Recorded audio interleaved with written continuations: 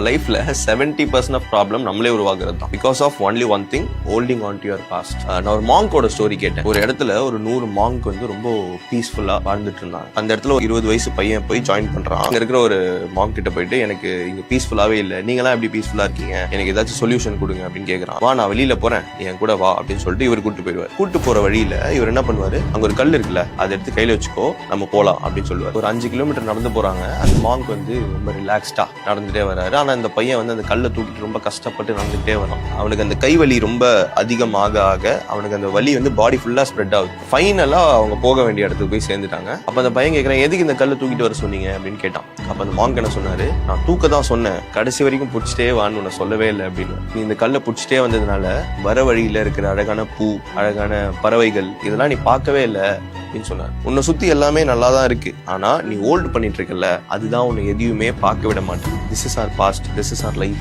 நீங்க சின்ன விஷயம் தானேன்னு சொல்லிட்டு நீங்க ஹோல்ட் பண்ற உங்களோட பாஸ்ட் ப்ராப்ளம்ஸ், மெமரிஸ் நீங்க விட்டு வராத வரைக்கும் you will never feel peace.